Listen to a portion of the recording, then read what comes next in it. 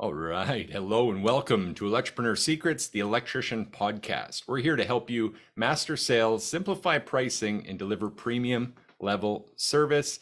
I'm Clay Newmeyer, your host. With me, as always, my esteemed partner and co-host, Joseph, the sales bot Lucani.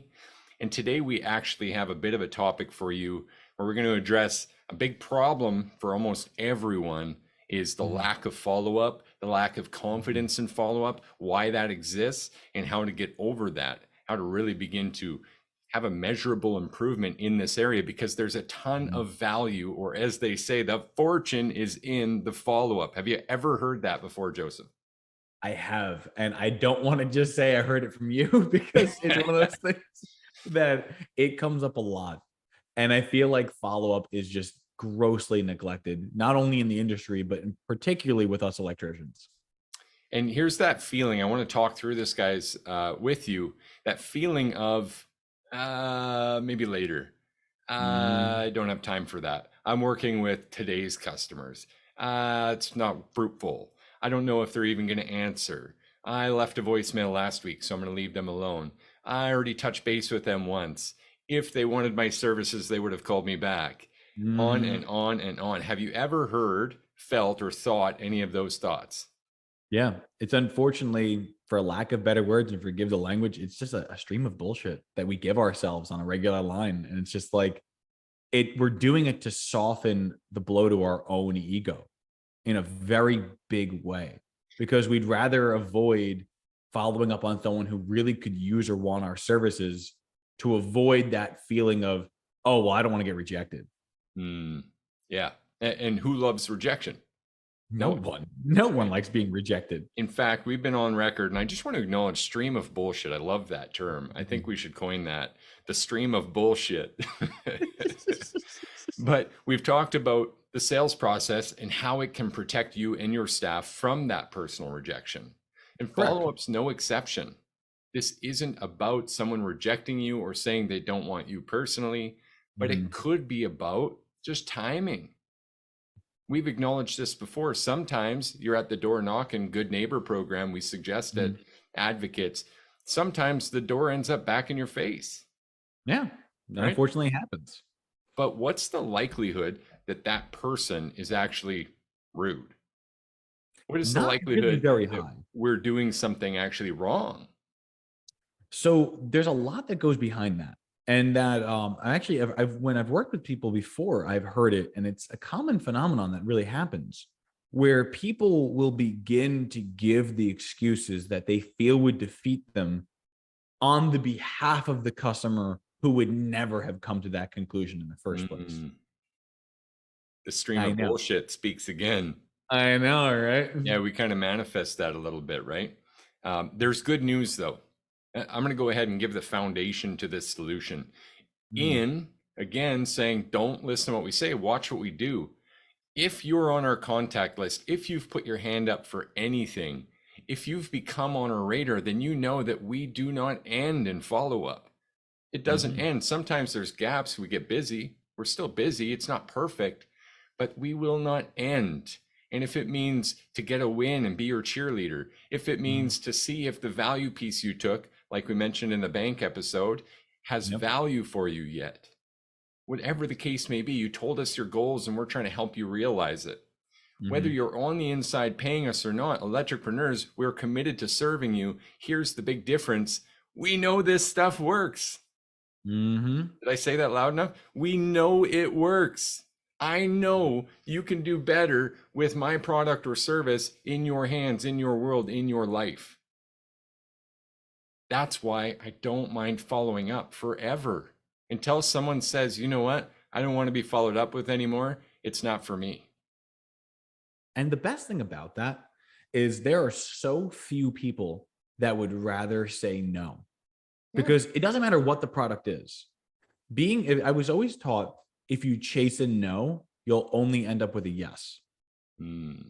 It's like, I want the no. I want you to tell me no, I don't want your service, because it only ends in two different things. One is, I'm never going to disrespect you. If you tell me no, I don't want it, that's it. Fine. Consider I'm not going to bother you anymore. Yep. But I'm going to ask, you know what? before I leave you alone, which I 100% will, can you at least tell me what would have happened or what it would have looked like to have gotten you to want to say yes? Is there a better way that I could have communicated my service? Is there something that you found would have been more valuable that's offering elsewhere? Because I'm either going to win or I'm going to learn how to win. Yes. That's it. That's the only two outcomes we can have to be successful entrepreneurs. I love that. And I got to say, I really admire the commitment to a result. Ghosting is not a result. Mm-hmm. I need to be able to put a check in one of these columns, right? We got it, or they went with someone else.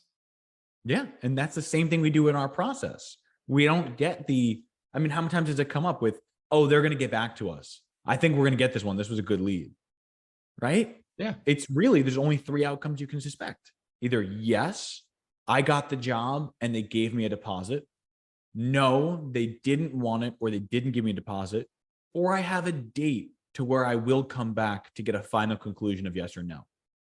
If you can have every call in with those three wins, you'll find out that very few times you get the no. Absolutely. I wish I knew this stuff from a young age. And don't worry, guys, this isn't about us. It is about you. We're using ourselves as an example because we teach the very things that we exercise. But if I knew this at a younger age, I can promise you, I would have been with the lady of my dreams sooner. Took me years of natural, organic, crossing paths follow up to land Mario for myself.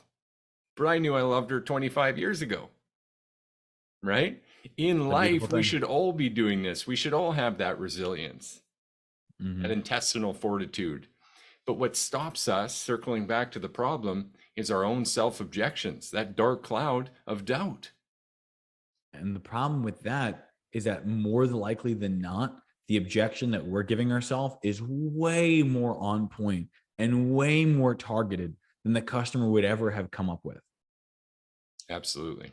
So let's make this for you guys for a moment here. Let's get hyper focused. I want to tell you specifically why I know you're the best option to serve whatever customer you're with today, whatever customer you were with Friday last week, Thursday, the weeks before, and have now got to follow up.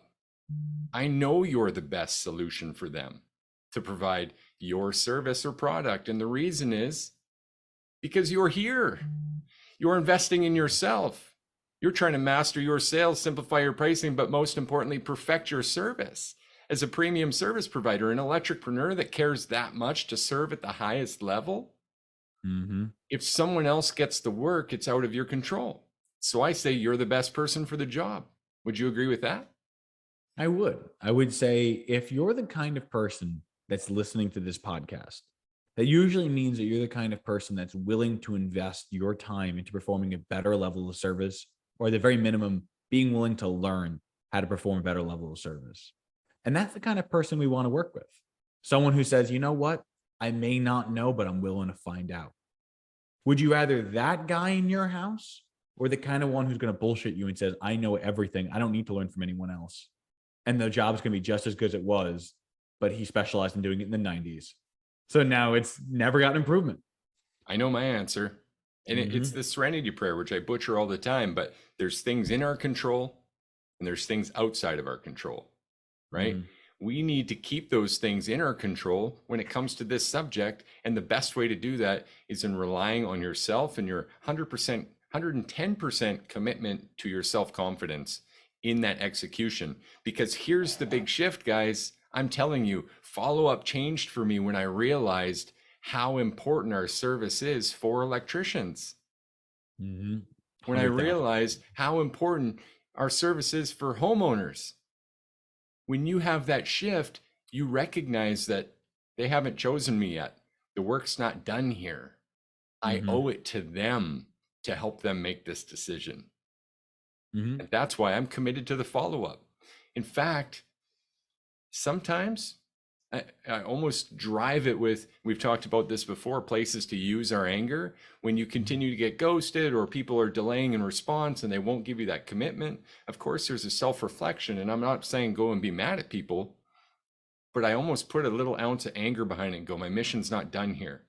They don't recognize it yet. They haven't realized the value of that deposit I made. Mhm. My work isn't done here. Does that sound like the time to walk away and leave it to chance? Or does that sound like the time to press on and put some pressure on, make a phone call, drop by again, send the message, whatever you got to do? I feel like there's also something else that I want to kind of weigh into that I think might help a lot of people as well. All right. In that there are some times where when we don't follow up and we come up with reasons that we shouldn't, we never feel better. At best, we're only feeling just as bad as we were. In the worst case, we feel worse because we didn't take action and we know we should have.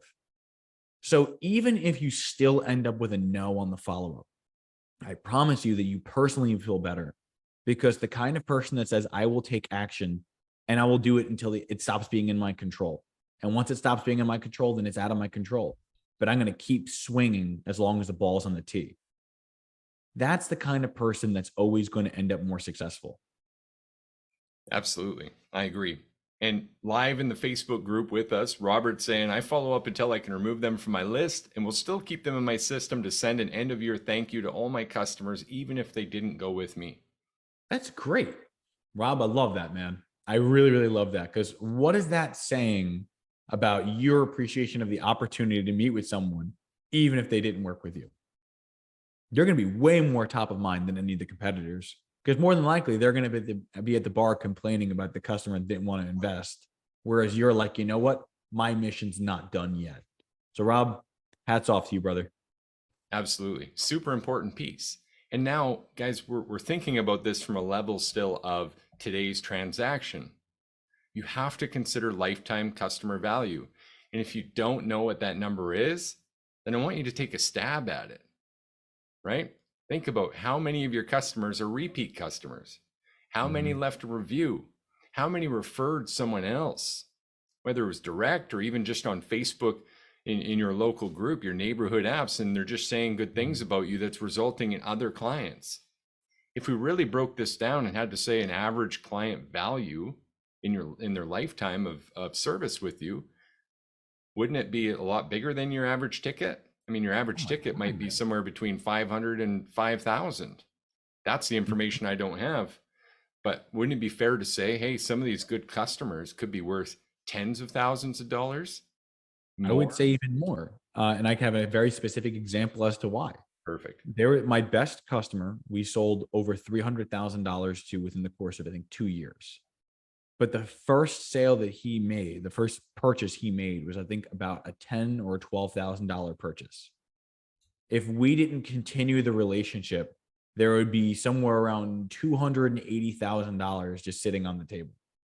So the question I have for you is, why are you not maintaining the relationships? And how can you maintain a relationship without the follow up? Absolutely. And now, just to really finalize this, I want to help you guys with understanding something. If currently you're thinking, yeah, I should do that, I should start doing that, but Mhm. we're not at a hard date yet, we're not at a hard commitment to doing it yet, Mhm. then we've got a gift for you. All you need to do is jump on our Facebook group, Electripreneur Secrets, the Electrician Podcast, and on this post, type in FU script. We have a follow up script that you can literally call all of your recent opportunity calls. Hell, even the ones dating back a bit. Call everyone from this year that didn't make a commitment yet because Mhm. they may still be in limbo. It's perfectly understandable that if you don't have a process like ours that identifies the timeline of these opportunities, then you might not even have that information. It may be lost in just the fog of war, going to house to house to house and doing these estimates and looking at your conversion rates and stuff and trying to figure out what, but not taking this specific action. So just committing yourself to, hey, I'm going to grab the FU script. I'm going to start following these people up and find out when they're taking action if they haven't already, and see if I'm still in the running to help them with that. Mhm. Wouldn't that be just a massive difference? Instead of sitting here humming and hawing, we could actually take action on this, guys. My God, yeah. What would you do to go even further, Joseph? To go even further, if the bare minimum is to say, I'm going to get in contact with us for us to send in the script, The all-star action is to give yourself the absolute cutoff date of when you're doing it. What I mean by that is this. You all have access to your calendars. Every one of you could add, remove, or change dates if you could. Why are you not physically blocking out a day for follow-up? If you have that much follow-up to do and you're like, it's too much to do, I can't make time for it, you paid for those leads. Guys, you paid for them. Money came out of your account to acquire these customers and you lost them.